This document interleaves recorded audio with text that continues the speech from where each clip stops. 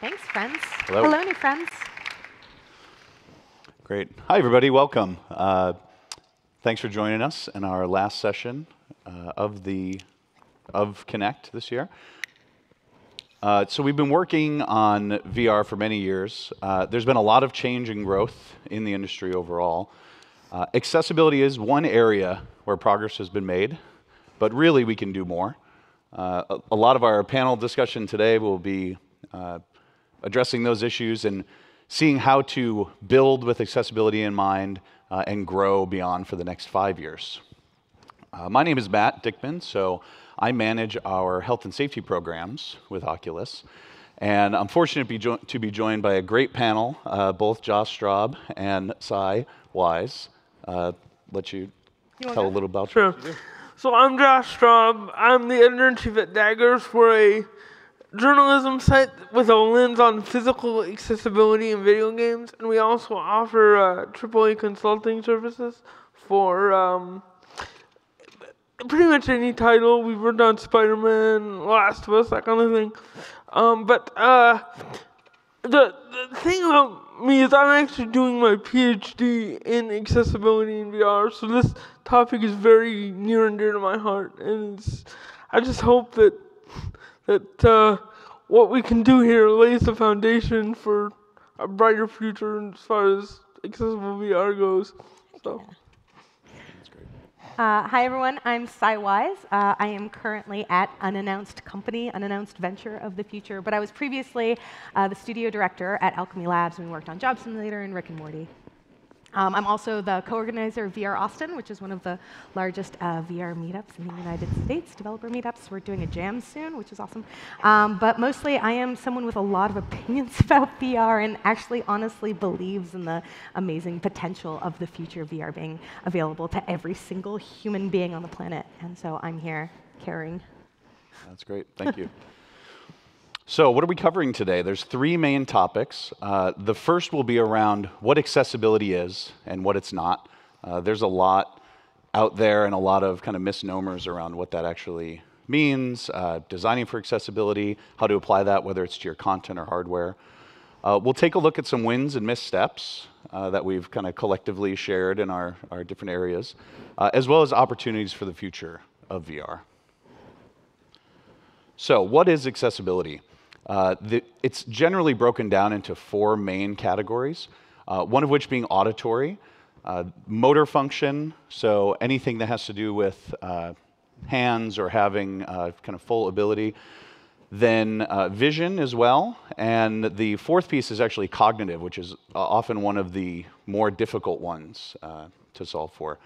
But certainly wanted to open up and see if there's, personally, if either of you have strong interest in one over another.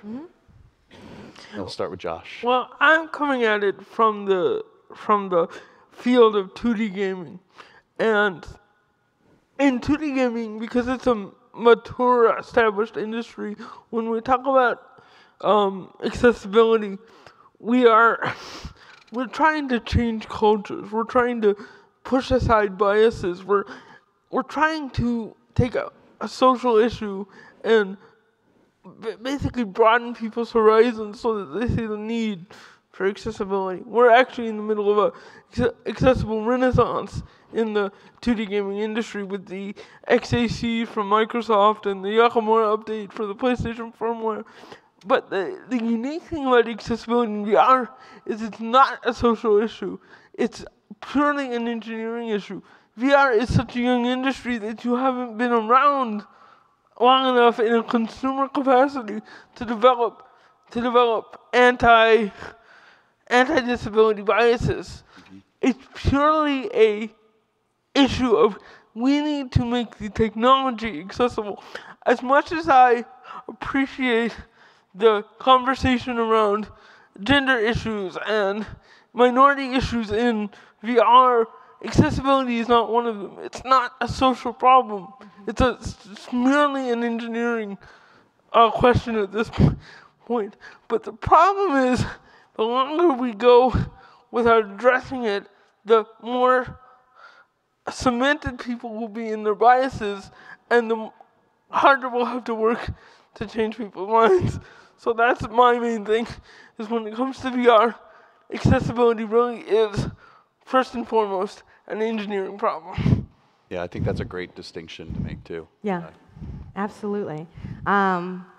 Yeah, I entirely agree with all of that. And even looking at some of what this accessibility is, and we have these beautiful icons on the overhead here. Oh God, I just dated myself by calling it an overhead on the projector.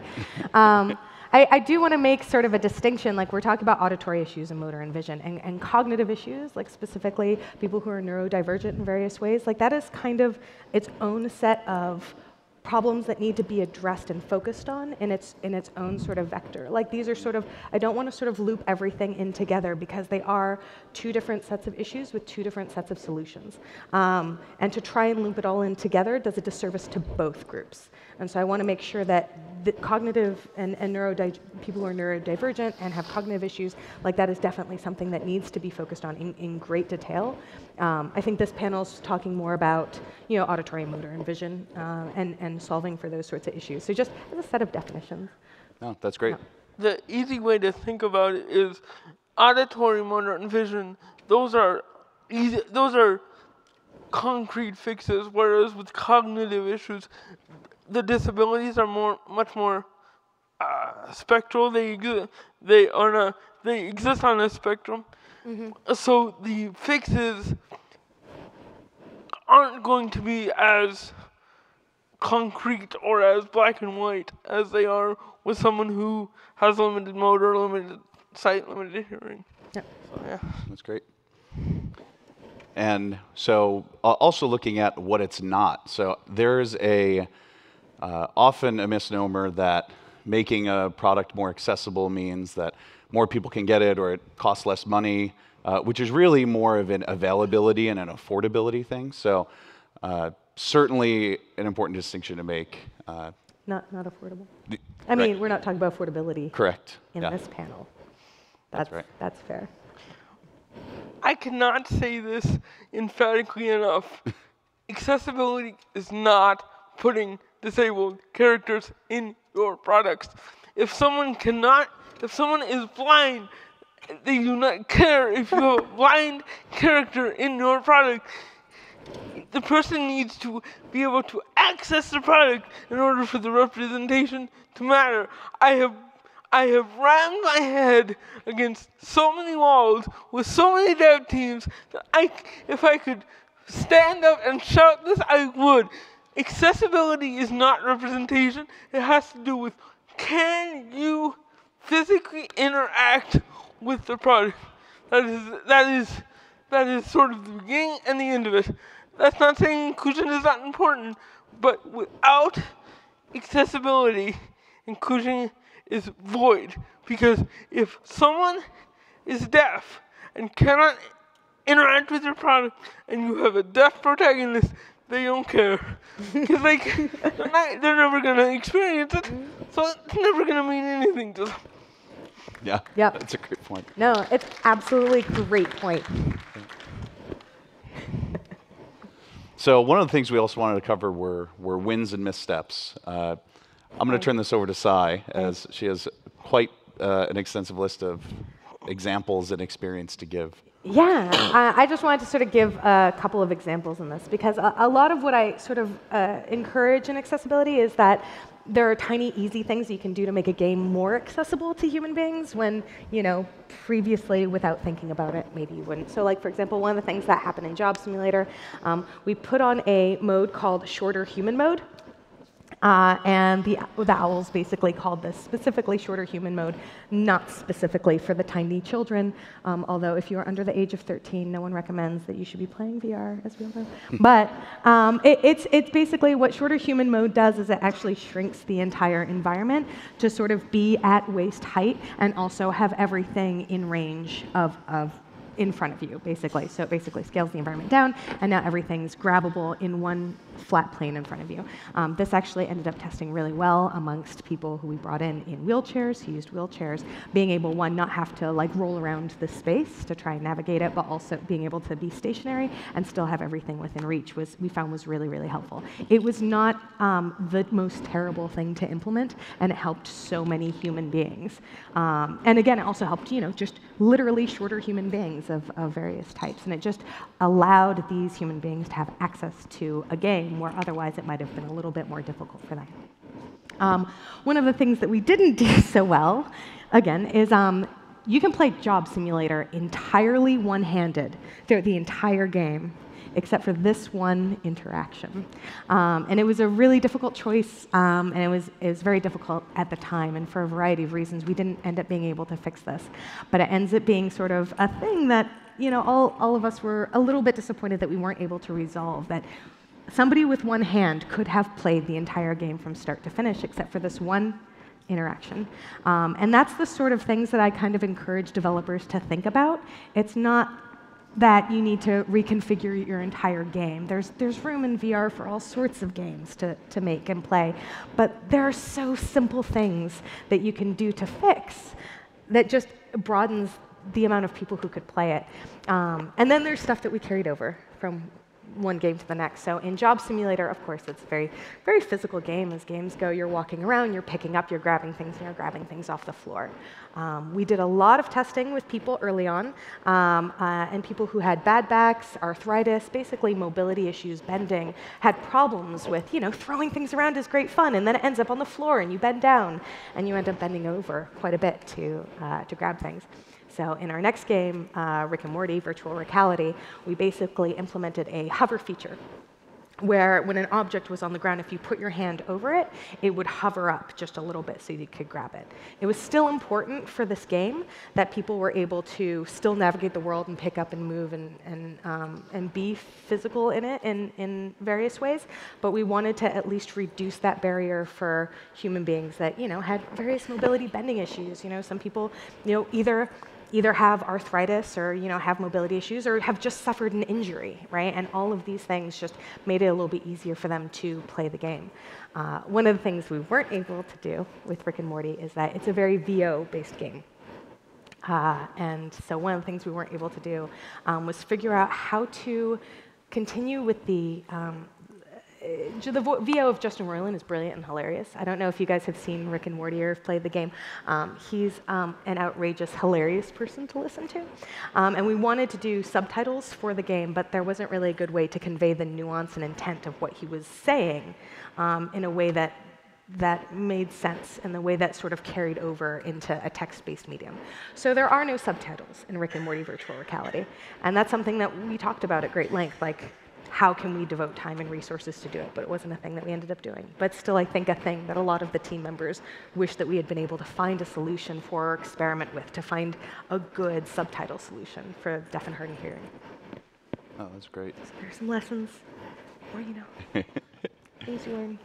So Josh, I was interested as well, your work with daggers, if you had kind of some notable examples of areas you've seen work really well and areas that you've been able to help advise to make better.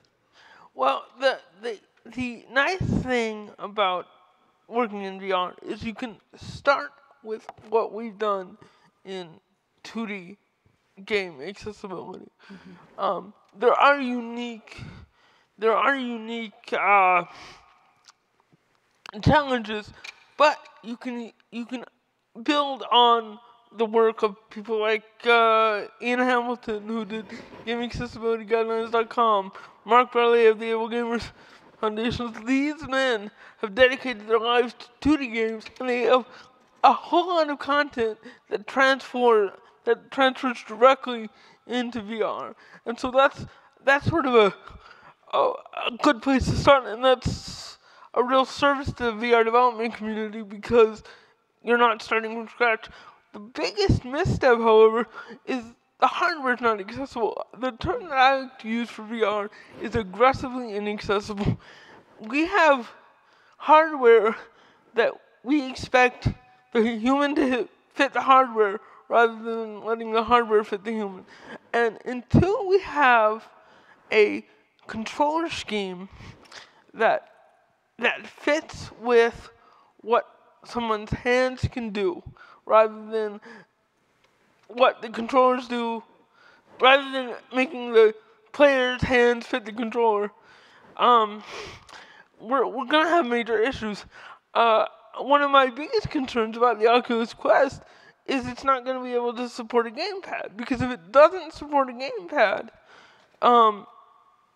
that's actually a retrogressive step in accessibility. Because if you're taking away options for the sake of innovation, you're going backwards in accessibility. And I've seen this time and time again in the gaming industry, especially with Nintendo products. The last accessible Nintendo product was the GameCube, and that's almost 20 years old now. I mean, that was, and you see innovation after innovation move away from accessibility, and we need to be careful as an industry to innovate with an eye towards accessibility rather than away from accessibility.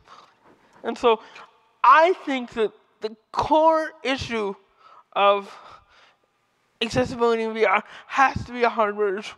Although there are things that you can do in the software, as Sai so eloquently said, that make it accessible for lots of people. So. Yeah, it definitely is a tandem sort of issue, right? Like, as content creators, like, we can do so much with our content, right? But again, like, there's the hardware side of things. We're making actual physical devices that interact with human beings in our actual bodies and getting us into VR, right? That's the other side of it that we need help with from our hardware partners. Sure. No, and that is actually a great transition on looking at what are our opportunities for the future as we look at to help tackle these accessibility challenges with three kind of main areas that we look at, which would be the hardware, the other opportunity being the content itself. So what can you as developers do to either implement different settings or different features like the shorter human mode, as well as can we go further on the SDK side, where if there is a toolkit or a set of tools that could kind of be used universally, similar to what we do with avatars and other aspects on the platform. But, certainly interested what you think on the content side as well, Sai. A little bit everything. So the content side, again, like, I want to encourage that there is room for all games in VR, right? There's no like limit to VR games. 100% of VR games can be made. A lot of just what I sort of encourage people to do is to test really early and often with vast amounts of humans as early as humanly possible. Like, bring people in, you know, of different heights, different expectations, cultural expectations, yes, but also, like, you know, people in wheelchairs and people with various mobility issues, deaf and hard of hearing, like whoever you imagine your human being to be, sort of expand that a little bit and then bring them in to sort of test and see what pain points they have. You may find that your solution is actually a lot easier or simpler, or a kind of a small tweak that can actually just, oh, I've now made it more accessible to more humans without really having to do too much about it, and that's mostly my encouraging, is just, you know, just think about human beings and what they could be. Yeah. So one of the things, as far as the software goes for me, is VR keeps getting bigger and bigger. You know, a couple of years ago, room scale VR. Room scale was the buzzword. Now we have arena scale and house scale. I'm sick of hearing all of these terms. What we need is person scale VR. We need VR that scales to the person that's using it. We don't need to ask the person to try to scale to the VR experience, because people are a whole lot less flexible than virtual environments. And so my dissertation is on person scale VR and how we can develop tools and environments that will bring the virtual environment within reach of the disabled or of the individual of differing physical dimensions. One of the things that really needs to be said is that when it comes to user research, VR is orders of magnitude behind 2D games. Naughty Dog is the leader in game accessibility in the 2D side of things, and they run multiple large-scale accessibility tests on their products, all throughout their iterative process. I mean, it's become one of the services that we offer that we will actually help developers find rehabs where they can pull disabled users for tests, because it's so critical to test early and often to test with a wide range of disabled people. Yeah, absolutely. The other thing, and we were actually having a conversation about this the other day, is about like the research in VR didn't start 3 years ago. Actually, academia has been doing research in VR for ages, like ages. Like you want to start looking into like simulation sickness and VR sickness, like look back to ye olde 70s. Like they've been doing research on this, and we know a lot about it. And they've been doing a lot of research just in general that I wish that in some ways I wish academia and the VR development industry somehow like had more overlap in terms of sharing findings. Yeah, I mean, academic VR research started in 1959, and yet we have this myth that VR was invented, in Palmer Lucky's garage in 2001, and it just isn't true. And the sooner we as a community can avail ourselves of that rich and established academic research, the better. I mean, that's, We have a lot more resources than we think we do. Yep. Heck yeah. Yeah. I love free stuff. I think the user research point is great, and one of the misnomers that doesn't have to be some incredibly expensive process either. Like I think thinking about it on the front end, just that you're considering these things is first, but actually executing and getting some feedback and trying it out through playtesting or any other can have big dividends. Yep. One of our mantras at D.A.G.E.R is the only thing worse than a good game you can't play is a bad game you can. And that's because nobody wants to play bad games. And so if you think of it this way, disabled people want to play your games, they want to experience your VR. And so if you reach out, you'll find people who are willing to come in and test. It's not that hard. There are millions of disabled consumers out there. I'm sure you can find some of them who are willing to help you test for half a day or however long it takes. No, that's great. Yeah. One of the other areas too that I wanted to touch on was related to hardware is also accessories or even input, like you said, of different controllers. There's some work that Microsoft and others are doing. One of the changes with Oculus Go was the glasses spacer that is able to be put in to give a little more room in the headset itself for glasses for the space. The other piece too is that there's a mount point around the lenses that we worked with some partners to offer prescription inserts. So instead of wearing glasses or instead of having to try to fit, say if you have large frames or other things, you're actually able to get custom inserts to put into it. So I think that's one small piece. An interesting point that you had the other day though, Josh, was around the more you personalize the device, kind of the harder it is to share or, Yeah. Flexibility, accessibility is not meeting specific needs. It's providing ranges. The essence of accessibility is flexibility. Because by making a game flexible to somebody's needs, you're also meeting somebody else's desires. Perfect example of this is quick-time events in 2D games. Quick-time events are one of the biggest barriers to fine motor impaired gamers. But they also are not appreciated by a large fraction of of the non-disabled gaming community.